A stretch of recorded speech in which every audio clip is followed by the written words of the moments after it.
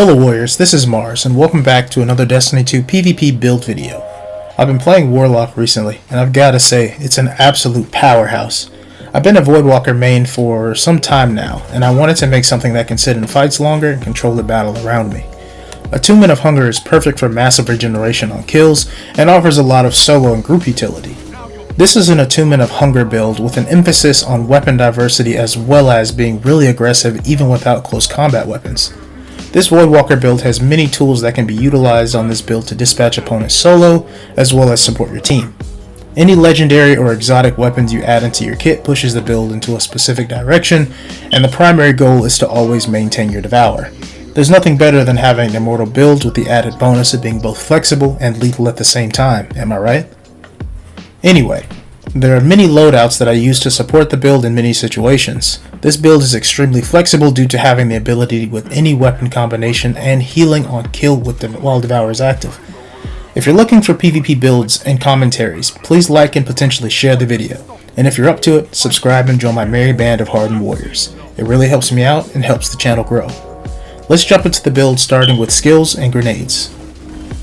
This is an Attunement of Hunger Warlock build that is more focused on team utility and anchoring as well as being really aggressive. This build is centered around the Devour perk for Voidwalker, so any melee kills activates your Devour. Devour basically gives you the ability to instantly heal on kill from any ability or weapon while active for its 10-second duration. You can also proc Devour by consuming a grenade, which is the skill called Feed the Void. While Devour is active, you can proc another perk called Insatiable. This feeds you nearly 20% of your grenade energy back when you get a kill. Lastly, the Super Vortex creates a singularity that continually damages enemies trapped inside, and kills with Vortex grants the Devour perk as well. Attunement of Hunger makes you a voracious eater. You thrive off of the constant combat. For movement tools, I prefer Burst Glide on my build, but use whatever jump or gliding ability you feel is comfortable for you. I prefer Burst Glide because it's easier and quicker to get off a firing lane if things get hairy, and it makes repositioning easier. It also helps close the gap really quickly if I'm shotgunning. Be mindful if you're shotgunning to play tactically and use your glide maneuver ability to close the gap. Don't just mindlessly charge at people and expect that to work all the time. For grenades, I prefer Axion bolts. Be careful with Axion bolts. They can be counterintuitive at times, but they can make your pushes a lot easier to manage since you can guarantee a kill if your enemy is not able to evade it. Just make sure you're still aiming towards your opponents. It will track up the 2 guardians closest to the proximity of its target's location. I also prefer the Healing Rift over the Empowering Rift, just for the better utility. Healing myself and others is way more beneficial in my opinion. The Healing Rift is also excellent for holding down lanes, but fair warning, Healing Rifts do not make you invulnerable, so utilize them by placing them in cover and not sitting in them too long. Play around your Rift, control the lane you're defending, but don't just sit in your Rift. It makes you an easy target for shotgunners, fusion rifles, and grouped grenades. Next, we'll jump into stats. The build stats are centered around health regen. This build is sporting tier 10 recovery. This is mainly to get your rifts faster and keeps you in fights longer. You don't necessarily have to have T10 recovery, but it's encouraged. This will allow you to re-engage in fights sooner and gives you more flexibility on the battlefield. This build doesn't have an enormous amount of mobility, but it makes up for it by being tanky. The other stats in this kit are balanced around 45 to 60, so 4 to 6 in the other stat pools respectively. You can bump up those additional stats through mods and by getting better equipment. It's not entirely necessary since you can get your melee and grenade back through mods like Double Bomber on a Flame Elemental class item, or Kickstarter mods on Stasis Elemental gauntlets, as well as what is already built into the kit through perks. Devour has bonuses that regenerate your grenade abilities faster on each kill, so it's not entirely necessary to have high grenade energy unless you plan to build around your grenades uptime. If that's the case, make sure you're using a primary weapon that you are very confident in, consistent with, and deals a lot of upfront damage. That is, if you're focusing primarily on grenade consumption for your Devour. The faster you can get to your Nova Bomb, the better. I specifically use the Nova Bomb to halt pushes and shut down roaming supers before they start to cause trouble. If you use your Nova Bomb wisely, you can stop supers in their tracks and neutralize your opponents. Supers are a big deal these days, especially since their acquisition time has been increased. Melee on bottom tree is one of the major crux of this build. I love pairing this with the double hands-on mod, which gives you your additional super energy on melee kills. It's a huge amount, Most of my engagements are close combat anyway, so melee on this build is a virtue because it reduces that super cooldown by an enormous margin. You need this on your build, 100%. Not to mention, I primarily use the Ophidian Aspects exotic gauntlets for the additional melee range and the increase to reload, ready, and stow speed of weapons. Running Ophidian Aspects gives you a lot of flexibility, so when I run these with a shotgun, I go for as much handling as humanly possible. And I pair this with the Seasonal Shotgun Dexterity mod and Quick Charge. That essentially gives you quick draw to shotguns and fusion rifles with the added bonus of being charged with light on double kills. Pair that with high energy fire and a weapon with a damage perk like Harmony, Frenzy, or Rampage, and you'll be mowing down guardians in no time. I also utilize unflinching mods, so be sure to use them in your kit, as well as Powerful Friends and Radiant Light, which is probably how most PvP builds these days. I also recommend using some good utility mods like the holster mods. I primarily use those for hand cannons. I also utilize ability cooldown mods like Invigoration and Absolution. Those are affected by orbs of light consumption, and weapons are being changed next patch to manage the orbs drops, so you'll have to decide whether or not you want that in your build going forward. Next, let's talk more about playstyle and weapon loadouts on this build. This build is very diverse when it comes to engaging other guardians. This build works with a plethora of weapon loadouts and performs differently depending on how you wish to play. Originally, I built this around the Devour perk and decided to augment the combination of weapon perks with this skill. So instead of telling you what weapons you should be using, I'll tell you the perks that I always look for that work in conjunction with Devour. Specifically, I love Frenzy on this build. Rampage, Harmony, Kill Clip, Multi-Kill Clip are great on primary weapons for this build, but Frenzy is 100% my favorite weapon perk out of all of them. The combination of damage, handling, and reload speed paired with an active Devour proc makes you a force to be reckoned with. The fact that Frenzy can be maintained just by dealing and receiving damage can make for interesting gameplay. Frenzy is a great perk to have on most weapons, and I've been enjoying it mostly on auto rifles.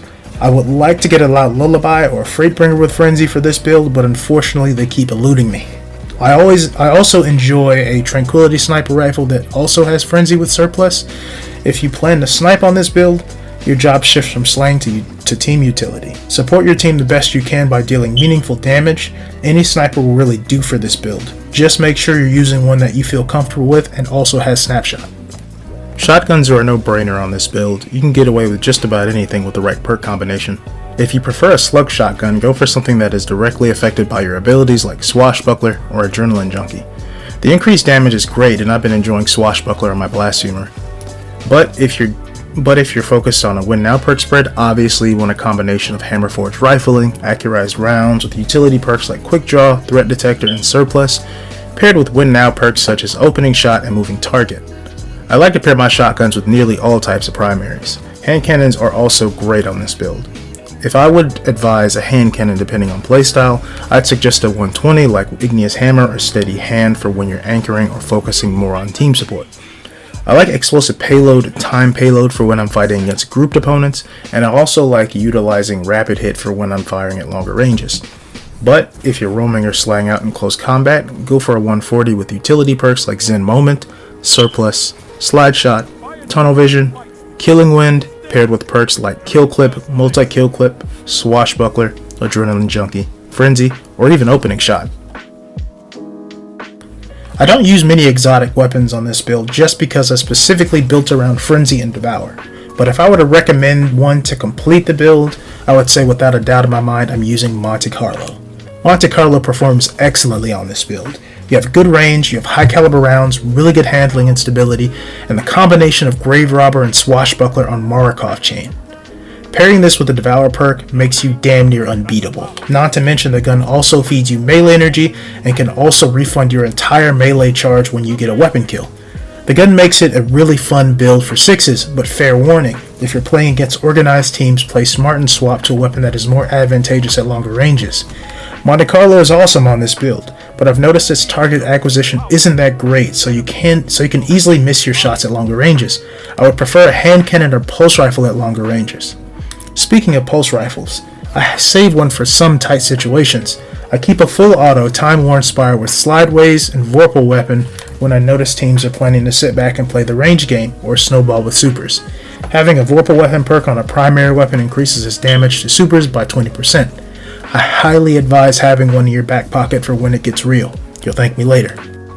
So far we learned that this build has strong solo utility skills through perks and weapon combinations, but this build's greatest strength is in its group utility. Keep in mind that this build can perform well enough on its own, but its primary purpose is to support the team.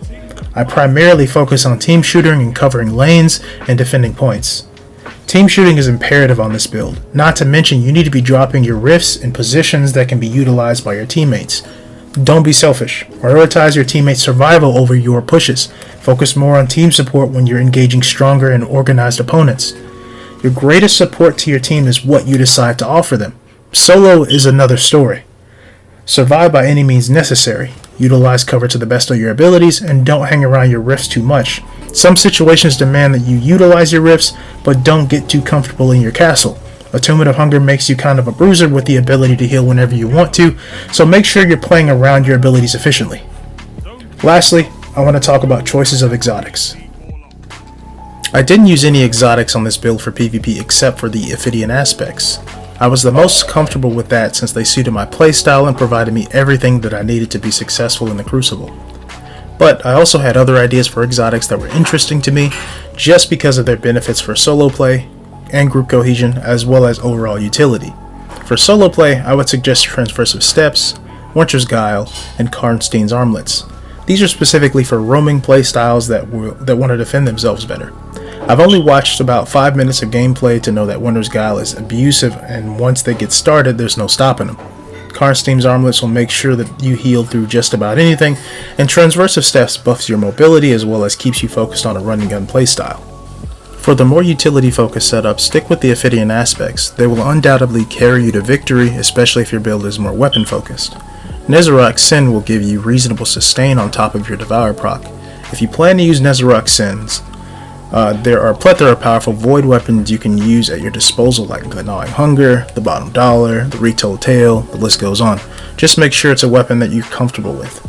If you want to focus solely on team utility, go for the Boots of the Assembler. The constant healing and support to your team will make you a reliable asset. Well guys, that's the end of the video. I hope this video was helpful to all those trying out Bottom Tree Voidwalker, and I also hope you gained your own build crafting ideas. If you enjoyed the video, please leave a like and potentially share the video. It really helps me out, and if you really feel up to it, subscribe and join my merry band of hardened warriors. We'd love to have you. I hope you all enjoyed the clips, and I'll see you all in the next video. Have a great day, and keep on slaying. Peace.